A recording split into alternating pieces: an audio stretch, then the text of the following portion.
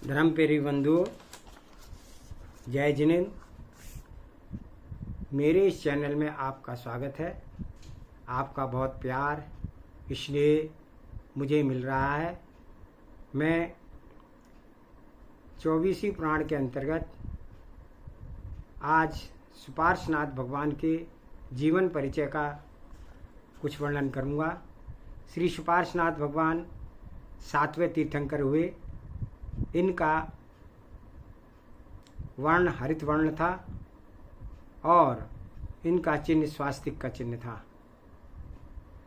तो स्वाध्याय आरंभ करने से पहले हम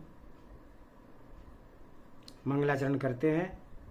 ओंकार बिंदु संयुक्तम नित्यम ध्यायन्ति योगिने कामदम मोक्षदम चैव ओंकाराय नमो नमः।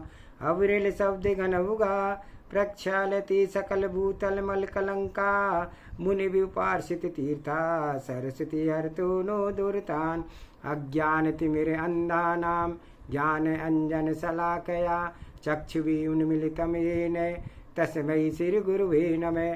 श्री परम गुरुवे नमः। परम्पराचार्य श्री गुरुवे नमः। सकल कालुष विध्वंसकम श्री श्याम परिवर्धकम धर्म संबंधकम भव्य जीव मन प्रतिबोधकारकम इदम शास्त्रम श्री 24 पुराण नाम धेया एतन मूल ग्रंथ कर्तारा श्री गणधर देवा श्री सर्वज्ञ देवा तदुत्तर ग्रंथ कर्तारा श्री गणधर देवा प्रति गणधर देवा तेषां वचनाश्रवणेन्मासाद्य। टीकाकार पंडित मूल पन्नालाल साहित्याचार्य विरचितम मंगलम भगवान वीरो मंगलम गौतमो गणे मंगलम कुंद कुंदाद्योति जैन धर्मोस्तु मंगलम सर्वे सूता सावधान श्रवन्तु। जबलो श्री सुपार्श्वनाथ भगवान की जय। स्वास्थ्यम यदात्ति कांतिमेषां पुंसा स्वार्थो न भोगे परे भंगुरात्मा त्रिशोऽनुषाङ्गन चाताप शांतिर्तिधीर्माख भगवान सुपार्श। आत्मा का स्वास्थ्य वही है जिसका फिर अंत ना हो, विनाश ना हो। पंचेंद्रियों का भोग आत्मा का स्वार्थ नहीं है, क्योंकि वह क्षणभंगुर है, नश्वर है और तृष्णा का अनुसंग संसर्ग होने के कारण उससे संताप की शांति नहीं होती है, ऐसा भगवान सुपार्श्वनाथ ने कहा है। अब सुपार्श्वनाथ भगवान के पूर्व भव के बारे में पढ़ते हैं, स्वाध्याय करते हैं। धात की खंड द्वीप के पूर्व देह में सीता नदी के उत्तर किनारे पर सुकक्ष देश है। उसके क्षेमपुर नगर में किसी समय नंदीसेन राजा राज्य करता था। वह राजा बहुत ही विद्वान एवं चतुर था। उसने अपनी चतुराई से अजेय शत्रु को भी वश में कर लिया था। उसका बाहुबल भी अपार था। वह रण क्षेत्र में निशंक होकर गरजता था कि देव दानव विद्याधर नरवीर जिसमें भी शक्ति हो उसके सामने आ जाए। उसकी स्त्रियां अपने रूप राशि के स्वर्ग की सुंदरियों को भी लज्जित करती थी। वह उनके साथ अनेक तरह के श्रृंगार रस से पूर्ण सुख भोगता हुआ अपने यौवन को सफल करता था। यह सब होते हुए भी वह धर्म कार्यों में निरंतर सुदृढ़ चित्त रहता था। इसलिए उसके कोई भी कार्य में ऐसा नहीं होते थे कि जो धार्मिक नियमों के विरुद्ध हों। कहने का मतलब ये है कि वह राजा धर्म अर्थ और काम के समान रूप से पालन करता था। राज्य करते करते जब कुछ समय निकल गया तब एक दिन उसे सहसा वैराग्य उत्पन्न हो गया। उसने उस समस्त भोग काल को भुजंग के इस तरह प्रतीत होने लगा। उसने अपने विशाल राज्य को विस्तृत कारागार समझकर उसी समय उसका स्त्री पुत्र आदि के ममत्व छूट गया और उसने सोचा कि यह जीव रहट की घड़ी की भांति समान निरंतर चारों गतियों में घूमता रहता है। जो आज देव है वह कल त्रियंच हो सकता है, जो आज सिंहासन पर बैठा मनुष्यों पर शासन कर रहा है वह कल मुट्ठी भर अन्न के लिए घर घर भटक सकता है। अहो, इतना सब होते हुए भी मैंने अभी तक इस संसार से छुटकारा पाने के लिए कोई भी उत्तम कार्य नहीं किया है। अब मैं शीघ्र ही मोक्ष प्राप्ति के लिए प्रयत्न करूंगा। इस तरह विचार करके उसने धनपति नामक पुत्र को अपना राज्य सिंहासन पर बिठा दिया और स्वयं वन में जाकर अनहद नंदन मुनि साहब महाराज के पास जाकर के दीक्षा ले ली। दीक्षा होने के बाद उसके पास कुछ भी परिग्रह नहीं रह गया था। दिशाएं उसके बस थे। आकाश भवन था और पथरीली पृथ्वी सैया थी। जंगल में हिरण आदि जंतु उसके बंधु थे। रात को असंख्यात तारे चंद्रमा उसके दीपक थे। वह सर्दी गर्मी और बरसात के दुख घड़ी शांति से सह लेता था। क्षुधा तृषा आदि परिशों को सहना अब उसके लिए कोई बड़ी बात नहीं थी। उसने आचार्य अरहत नंदन के पास रह करके 11 अंगों का अध्ययन किया तथा दर्शन विशुद्धि आदि 16 कारण भावनाओं का चिंतन किया, जिससे उसके जीवन में धार्मिक क्रांति मचा देने वाली तीर्थंकर नामक महापुण्य प्रकृति का बंध हो गया। इस तरह उसने बहुत दिनों तक तपस्या कर अशुभ कर्मों का आश्रय बंद कर दिया और शुभ कर्मों का आना आरंभ कराया। आयु के अंत में समाधि पूर्वक शरीर को त्याग कर उसने मध्य ग्रैविक में समुद्र सुभ्रद विमान में जाकर के अहमिंद हुआ। वहाँ उसकी आयु 27 सागर प्रमाण थी। शरीर की ऊंचाई 2 हाथ की थी। लेश्या शुक्ल थी। वह 27,000 वर्षों के बाद एक बार मानसिक आहार ग्रहण करता था और 27 पक्ष के बाद एक बार सुगंधित श्वास लेता था। वहाँ वह इच्छा मात्र से प्राप्त हुए उत्तम द्रव्यों से जिनेन्द्र देव की प्रतिमाओं की पूजा करता था और स्वयं आए हुए देवों के साथ तरह तरह की तत्व चर्चाएं करता था।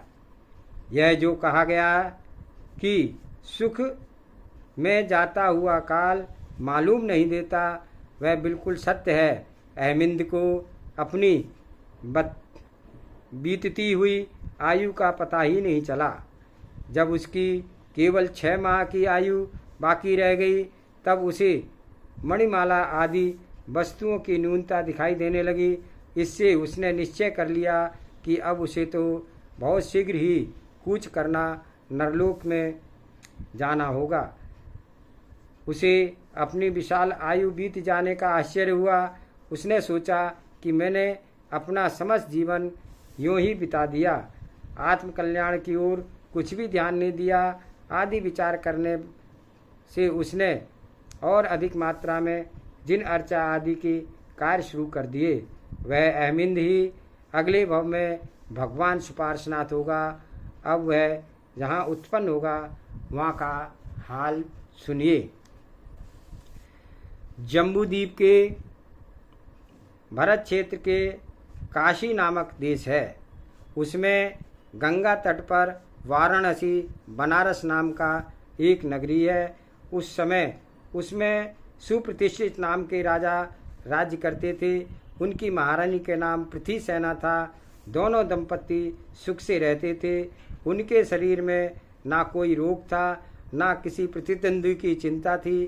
पाठक ऊपर जिस अहमिंद से परिचित है वो आए हैं। उनकी आयु जब वहाँ से केवल 6 मास बाकी रह गई थी तभी से महाराज सुप्रतिष्ठित के घर पर देवों के द्वारा रत्नों की वर्षा शुरू हो गई थी। कुछ ही समय के बाद भाद्रपद शुक्ला षष्ठी के दिन विशाखा नक्षत्र में महारानी पृथ्वीसेना के रात्रि के पिछले पहर में हाथी वृषभ आदि 16 सपने देखे।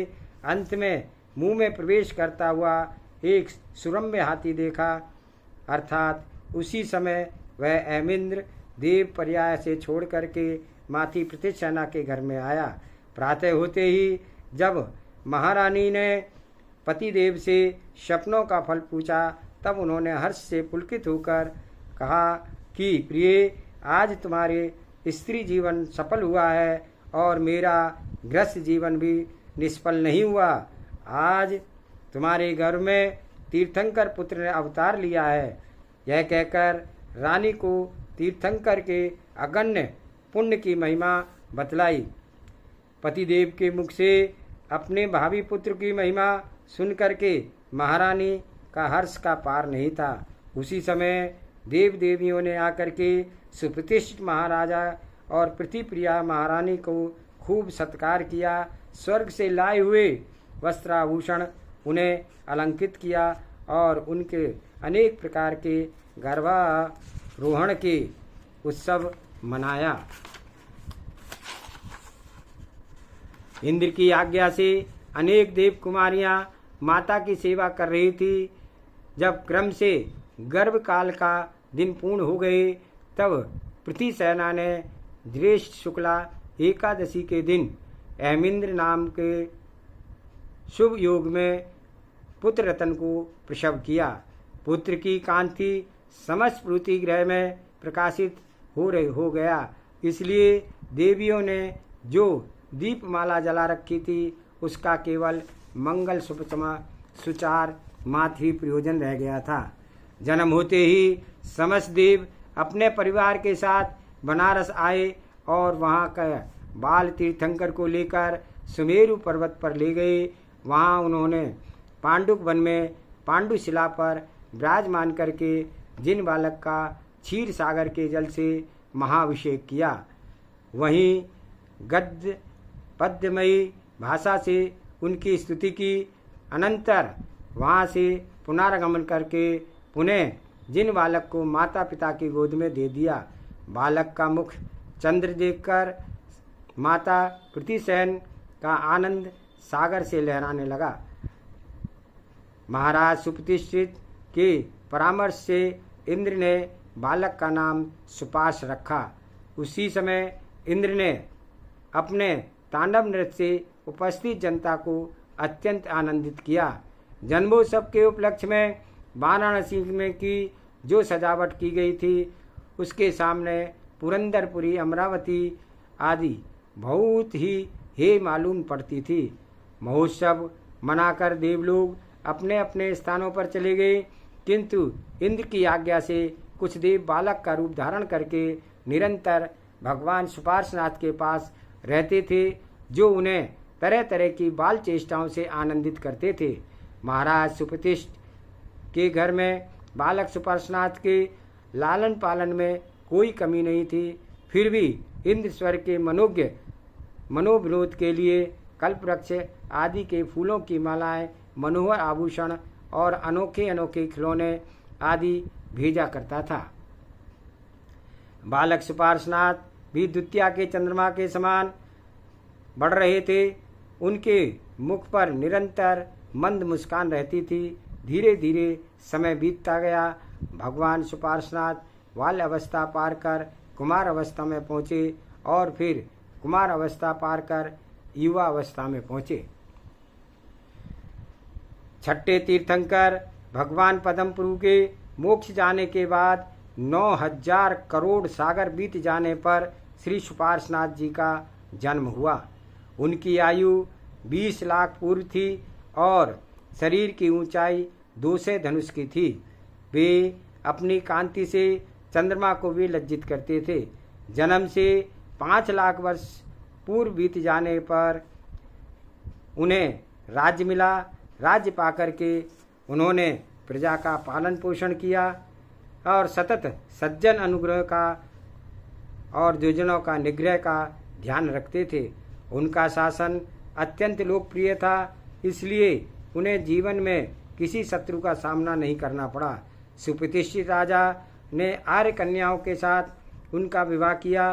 भगवान सुपार्श्वनाथ अपनी मनोरम चेष्टाओं से अन्य आर्य महिलाओं को निरंतर हर्षित करते थे। बीच बीच में इंद्र नृत्य गोष्ठी वाद्य गोष्ठी, संगीत गोष्ठी आदि से विनोद करा करके भगवान को प्रसन्न करता था। उस समय सुपार्श्वनाथ जो सुख भोगते थे उसका संताप से भी किसी दूसरे को प्राप्त नहीं होता था। भोग भोगते हुए उसमें तन्मय नहीं होते थे, इसलिए उसके भुक्ति भोग नूतन कर्म बंध का कारण नहीं करते थे। इस तरह सुखपूर्वक राज्य करते करते उनकी 20 पूर्वांग कम 1 लाख पूर्व रह गई थी। तब उन्होंने किसी कारणवश संसार बढ़ाने वाले विषय भोगों से विरक्ति हो गई। उन्होंने अपनी पिछली आयु को व्यर्थ बीत जाने पर घोर पश्चाताप किया और राज्यकार, गृहस्थी, पुत्र मित्र आदि सबसे मोह छोड़ करके वन में जाकर तप करने का निश्चय किया। लोकांतिक देवों ने भी आकर के उनके विचारों का समर्थन किया। देव देवियों ने वैराग्यवर्धक चेष्टाओं को तप कल्याणक का उत्सव मनाया और भगवान सुपार्श्वनाथ राज्य का भार पुत्र को सौंप करके देव निर्मित मनोगति नाम की पालकी पर सवार हुए और देव उस पालकी को बनारस के समीपवर्ती सहेकेतुक वन में ले गए। पालकी से उतरकर उन्होंने गुरुजनों और सम्मति पूर्वक जेठ शुक्ला द्वादशी के दिन विशाखा नक्षत्र में संध्या के समय ओम नमः शिवाय दिव्या कहते हुए दिगंबर दीक्षा धारण कर ली। उनके साथ और भी 1000 राजा दीक्षित हुए। आज के स्वाध्याय में इतना ही। आगे का स्वाध्याय कल करेंगे। सुपार्श्वनाथ भगवान का यह संक्षिप्त वर्णन हम पढ़ रहे हैं, स्वाध्याय कर रहे हैं। किस प्रकार से उन्होंने पूर्व में अपना कर्मों का क्षय करके जो है तीर्थंकर पदवी प्रकृति का बंध किया था। अब वह तीर्थंकर के रूप में जन्म हुए हैं। अब आगे का हम कल पढ़ेंगे। अब आशा है आप सभी इसको लाइक करें, सब्सक्राइब करें, शेयर करें और अधिक से अधिक जन जन तक इसको पहुंचाने की कष्ट करें, ताकि प्रत्येक जन जन को यह पता चले कि तीर्थंकर कैसे होते हैं, कौन होते हैं और जैन धर्म के तीर्थंकर कैसे है। इस प्रकार से आप सभी इससे चैनल को लाइक करें, सब्सक्राइब करें, शेयर करें। जय जिनेन्द्र, जय जिनेन्द्र, जय जिनेन्द्र।